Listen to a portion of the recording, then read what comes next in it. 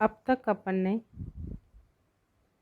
पाकिस्तान की विदेश नीति के चरण जो देखे हैं उसमें उसी की अगली श्रृंखला में जो 10वां चरण हमने देखा नवाज शरीफ के नेतृत्व में पाकिस्तान की विदेश नीति के कुछ आयाम,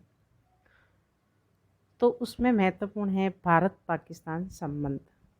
प्रधानमंत्री पद ग्रहण करने के बाद ऐसा लगने लगा कि नवाज शरीफ भारत से संबंध सुधारने की मंशा रखते हैं।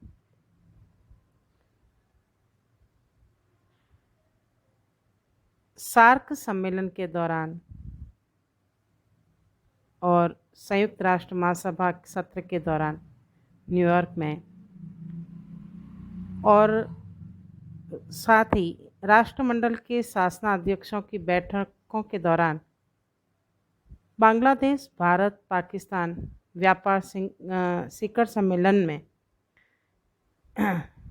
सम्मेलन के दौरान ढाका में पाकिस्तान के प्रधानमंत्री नवाज शरीफ के साथ द्विपक्षीय बातचीत की भारत ने पहल की। साथ ही उन्होंने द्विपक्षीय बातचीत पुनः शुरू करने के लिए एक पेशकश भी दोहराई या एक प्रस्ताव भी रखा और उसमें उन्होंने ये रखा कि शांति और सुरक्षा, जम्मू कश्मीर, जहाज रानी परियोजना, आतंकवाद और नशीली दवाओं का गैरकानूनी व्यापार, आर्थिक और वाणिज्य सहयोग, विभिन्न क्षेत्रों में मैत्रीपूर्ण आदान प्रदानों को बढ़ावा देना आदि कई विषय उसमें तय किए गए और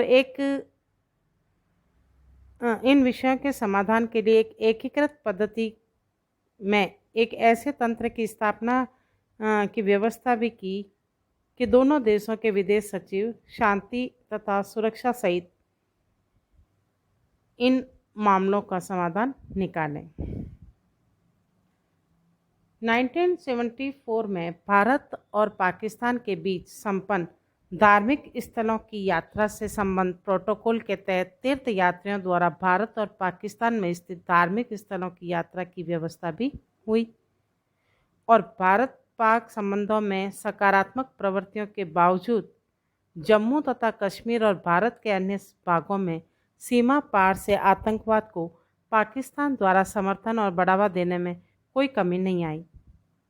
तो पाकिस्तान द्वारा कारगिल और नियंत्रण रेखा के अन्य क्षेत्रों में तथा जम्मू और कश्मीर के अंतर्राष्ट्रीय सीमा के साथ साथ बिना वजह भारी बमबारी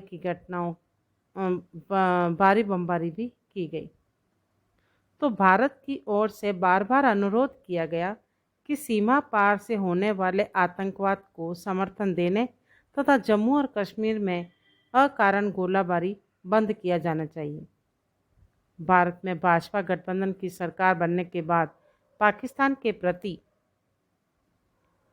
भारत ने सख्त कड़ा रुख अपनाया। फिर जो मुद्दा था वो था कि परमाणु विस्फोट और आर्थिक भंवर में फंसता पाकिस्तान। भारत के परमाणु परीक्षणों के सिर्फ 17 दिन बाद 28 मई 1998 को पाकिस्तान ने धमाके का जवाब धमाके से दिया और जब ये परमाणु विस्फोट हुए, नवाज शरीफ ने परमाणु विस्फोटों की सफलता की घोषणा की तो पूरा पाकिस्तान एक खुशी से झूम उठा।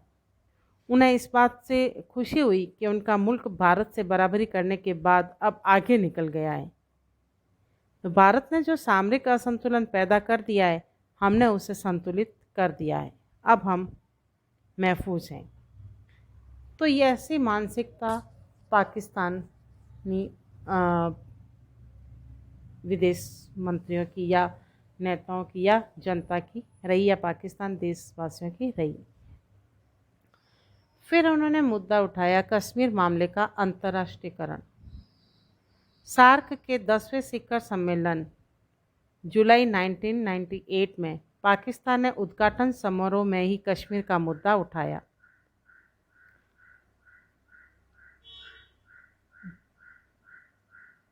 जब अमेरिकी राजनयिक टालबोट ने भारत के बाद पाकिस्तान की यात्रा की तथा उससे सीटीबीटी पर हस्ताक्षर करने के लिए कहा तो पाकिस्तान ने यह कहकर साफ इनकार कर दिया कि जब तक कश्मीर समस्याओं का समाधान नहीं हो जाता वह इस संधि पर हस्ताक्षर नहीं करेगा। तो नवाज शरीफ की सरकार उन हालातों को पैदा करने का प्रयास करती रही जिनमें भारत के विरोध के बावजूद विश्व समुदाय कश्मीर के मसले पर हस्तक्षेप करने के लिए बाध्य हो जाए।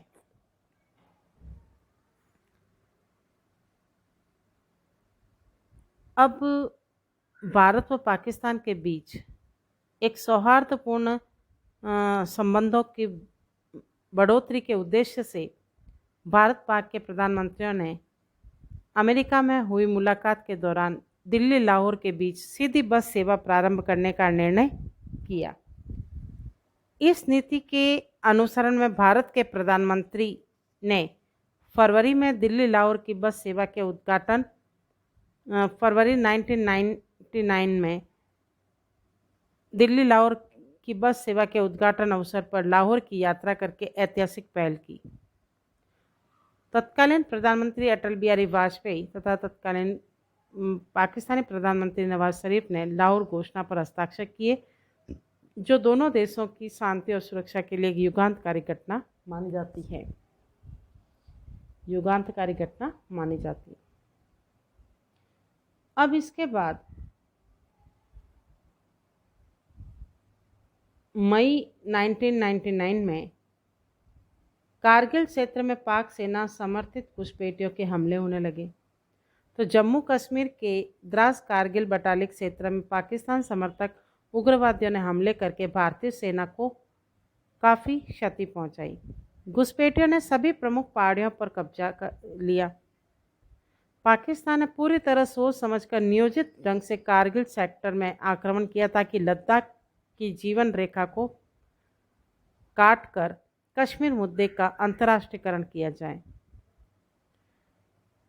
और ऐसी बात को लेकर रूस ने पाकिस्तान को चेतावनी देते हुए कहा कि वास्तविक नियंत्रण रेखा बदलने के उसके किसी भी प्रयास के गंभीर परिणाम हो सकते हैं। तो ब्रिटेन के प्रधानमंत्री टोनी ब्लेयर ने कहा कि भारत और पाकिस्तान विवाद को भड़कने से रोके। तो इस प्रकार हमने देखा कि नवाज शरीफ की विदेश नीति के क्या क्या आयाम रहे और इसकी जो विदेश नीति का जो मूल्यांकन है वो हम इस रूप में देखते हैं कि नवाज शरीफ को पाकिस्तान का सबसे अधिक शक्तिशाली असैनिक प्रधानमंत्री माना जाता है।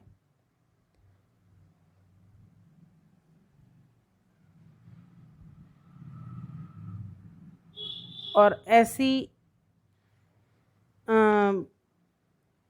विडंबना कह लो